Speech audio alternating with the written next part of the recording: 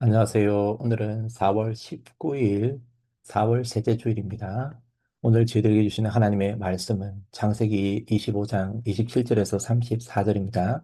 창세기 25장 27절에서 34절 말씀. 그 아이들이 장성함에 에서는 익숙한 사냥꾼이었으므로 들사람이 되고 야곱은 조용한 사람이었으므로 장막에 거주하니 이삭은 에서가 사냥한 고기를 좋아하므로 그를 사랑하고 리브가는 야곱을 사랑하였더라. 야곱이 죽을 쑤었더니 에서가 들에서 돌아와서 심히 피곤하여 야곱에게 이르되 내가 피곤하니 그 붉은 것을 내가 먹게 하라 한지라. 그러므로 에서의 별명은 에돔이더라. 야곱이 이르되 형의 장자의 명분을 오늘 내게 팔라. 에스가 이르되 내가 죽게 되었으니 이 장자의 명분이 내게 무엇이 유익하리요? 야곱이 이르되 오늘 내게 맹세하라. 에스가 맹세하고 장자의 명분을 야곱에게 판지라. 야곱이 떡과 팥죽을 에스에게 주매 에스가 먹으며 마시고 일어나 갔으니 에스가 장자의 명분을 가볍게 여김이었더라. 아멘. 공동의들 말씀 가지고 치열하게 지켜야 할 권리라는 제목으로 말씀 전하겠습니다. 우리가 흔히 믿음의 조상이라고 그러면은 아브라함과 이삭과 야곱을 말합니다. 이들은 인간적으로 보면은 보잘것없고 연약하지만 하나님을 믿는 믿음으로 살았기 때문에 믿음의 조상이 될 수가 있었습니다. 아브라함이 삶이 대단해서가 아니라 하나님을 믿었기 때문에 하나님께서 이를 의로 여기셨다라고 말씀합니다. 그래서 내가 너로 큰 민족을 이루게 하겠다라고 약속을 하셨어요. 여기서 하나님께서 아브라함과 하신 민족을 이루겠다라는 이 약속은 그냥 혈통적인 민족이 아니라 예수님을 믿는 믿음의 자손을 말하는 것입니다. 그리고 아브라함에게 독자 이삭을 바치라라는 하나님의 시험을 주시는데 이 시험도 아브라함이 잘 통과하게 됨을 볼 수 있습니다. 아브라함은 하나님이 없는 것도 있게 만드시며 죽은 자도 살리실 분임을 믿었습니다. 이 장면은 장차 이 땅에 오실 메시아 예수님의 십자가와 부활 사역을 잘 대변해주는 그런 장면임을 알 수가 있죠.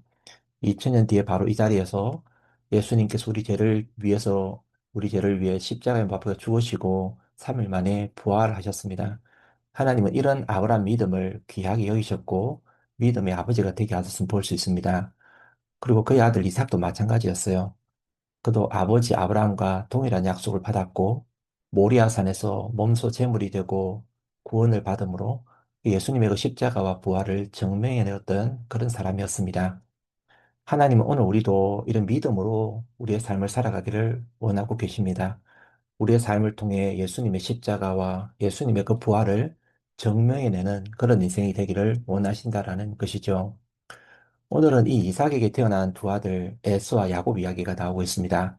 결론적으로 이 두 사람의 이야기를 보면 이 두 아들 중에 야곱은 억지로라도 믿음으로 살아내어서 하나님께 인정받았다면 에서는 그러지 못했다라는 거죠. 그는 결국 믿음을 저버리고 말았고 하나님의 버림을 받습니다. 근데 여기서 이 두 아들의 이 삶을 보면은 이삭의 책임도 그렇게 없지 않고 자유롭지 못하다는 것을 알 수 있습니다. 이삭은 40세에 결혼을 하고요. 리브가와 그리고 60세가 되어서 에서와 야곱을 낳게 되죠. 넣게 낳은 자식만큼 잘 길러야 되잖아요. 그죠? 신앙으로 믿음으로 잘 길러야 하는데 근데 이 이삭 부부는 그러지를 못했던 것 같습니다.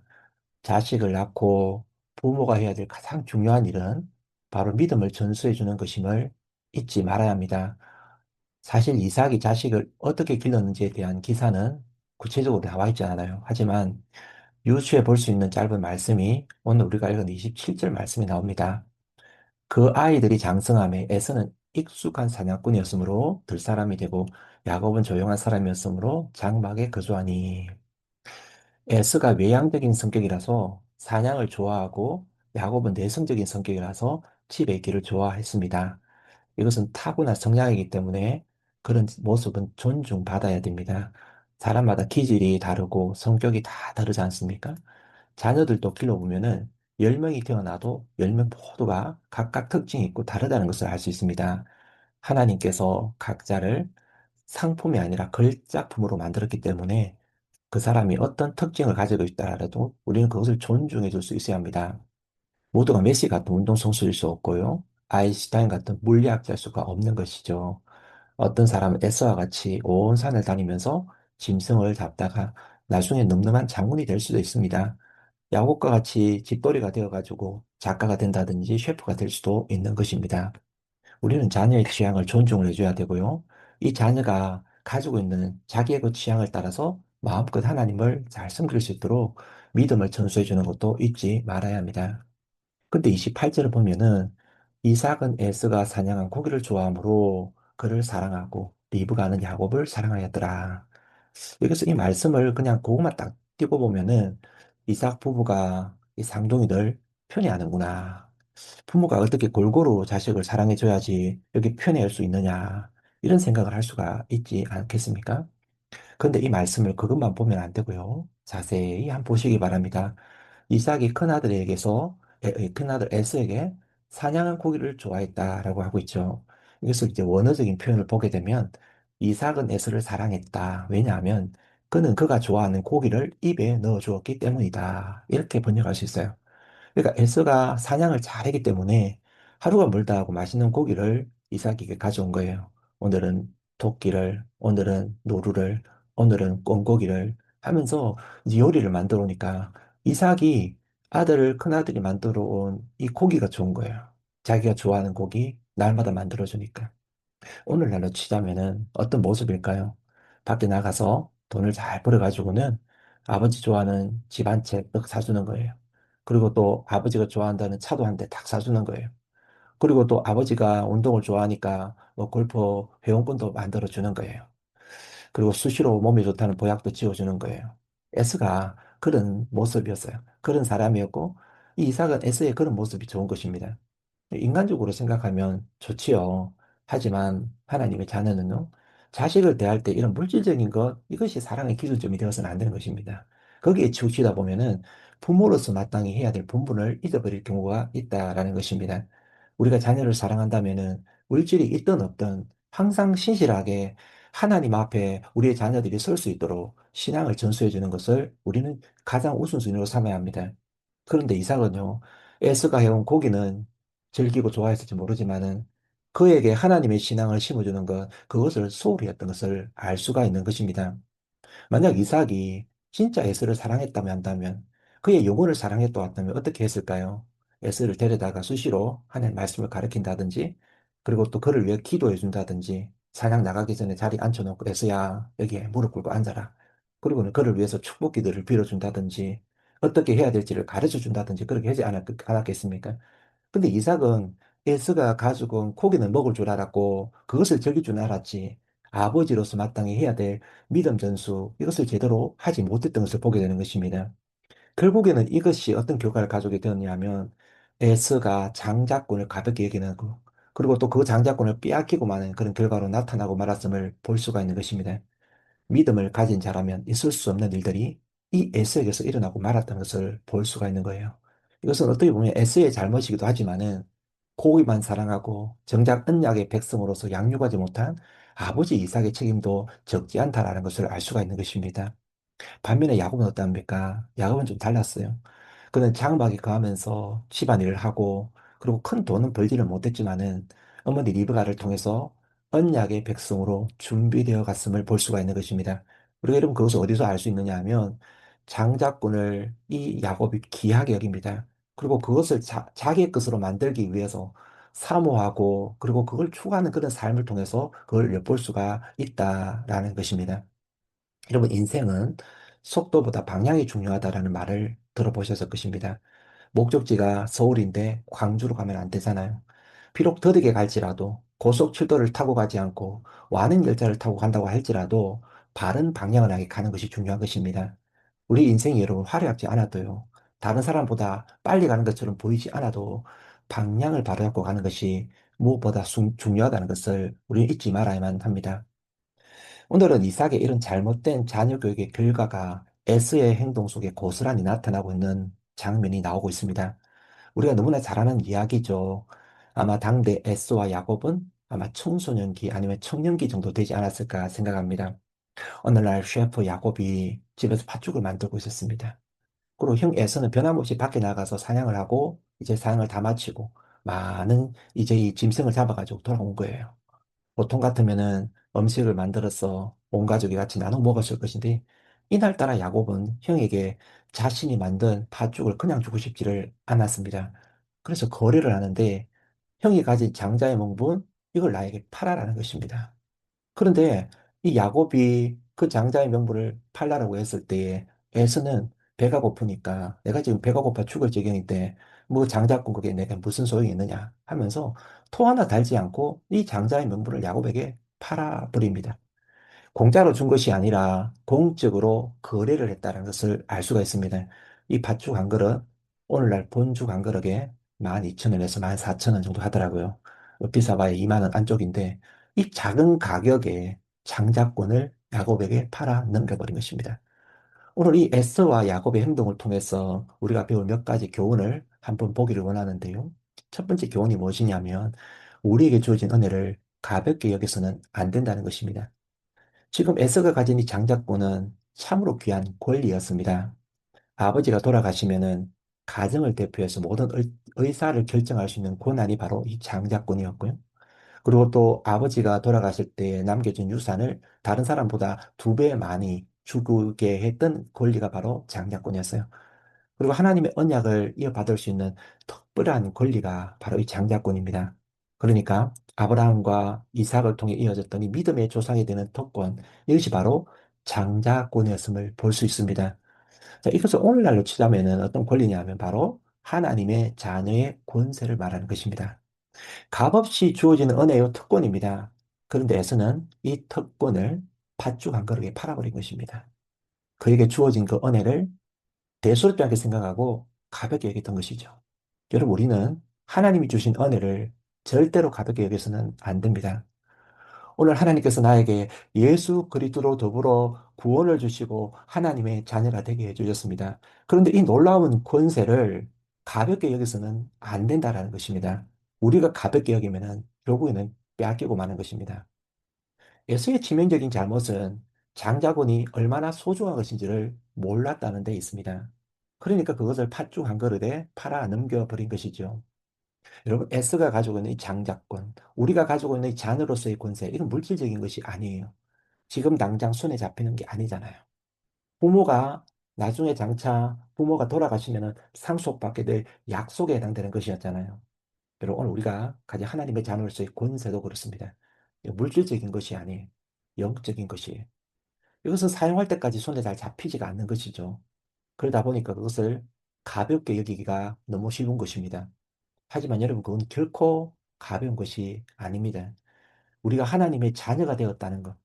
만왕의 왕 되시며 만주의 주 되시며 창조주 되시는 이 절대 권력을 가지고 계시는 지존자이신 하나님이 우리의 아버지시고 우리가 그분의 자녀가 되었다는 이 신분이 여러분 어떻게 가벼울 수 있습니까?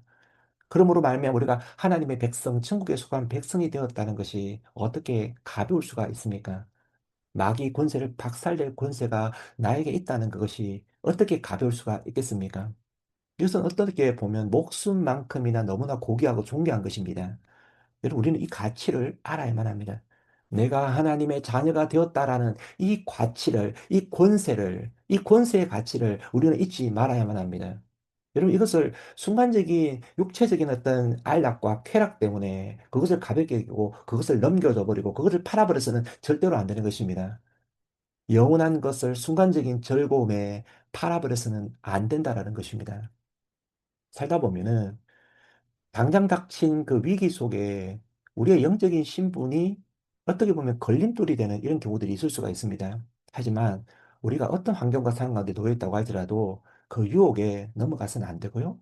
그럴지라도 우리가 가지고 있는 이 신분의 가치를 절대로 가볍게 여기서는 안 된다는 것입니다. 다니엘과 그리고 사드락과 메삭과 아벤노고가 자기 조국에서 바벨론으로 포로로 잡혀가잖아요. 노예가 되죠. 포로로 잡혀가서 그래서 잡혀간 그곳에서 환관장이 뭐라고 말합니까? 우상에게 바쳐진 느부갓네살 왕 그 우상에게 바쳐진 이 왕에게 바쳐진 왕의 진미. 이게 그 당시에 바벨론의 우상에게 먼저 바쳐지고 느부갓네살 왕에게 바쳐진 거기 때문에 우상에게 바쳐진 그 재물이에요. 그걸 먹도록 유혹을 받게 됩니다. 자, 어떻게 생각해 보면은 내가 지금 이곳에 와서 이 남은 나라에 잡혀와서 하나님의 자녀라는 이게 무슨 소용이 있어.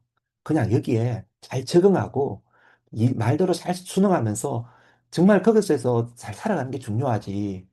그게 뭐, 내 나를 먹여주냐, 살려주냐, 이런 생각을 할 수 있잖아요. 그죠?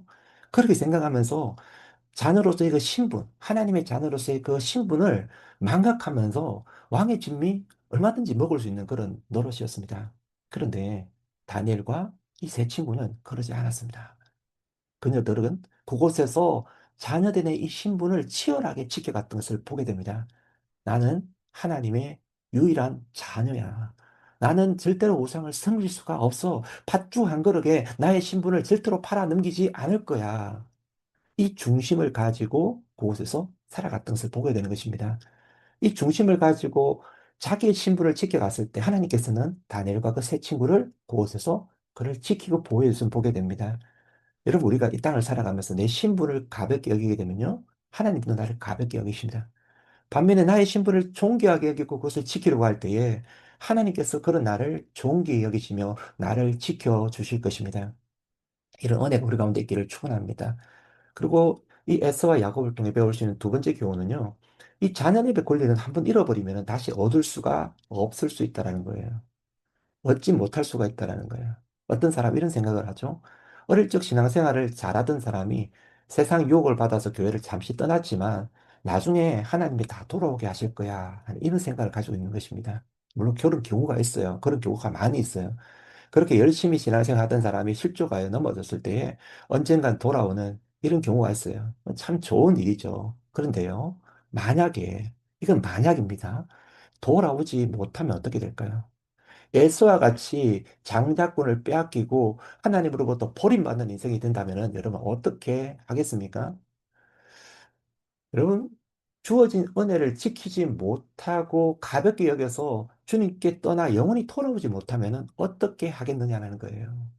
여러분, 그런 일이 일어나지 말아야겠지만, 만약에 그렇게 된다면 그것은 최악이 아닐까요? 여러분, 예수님을 따라다니는 가룟 유다를 한번 보세요. 그가 여러분 예수님을 배반할 줄, 배반하고 버릴 줄 누가 알았겠습니까?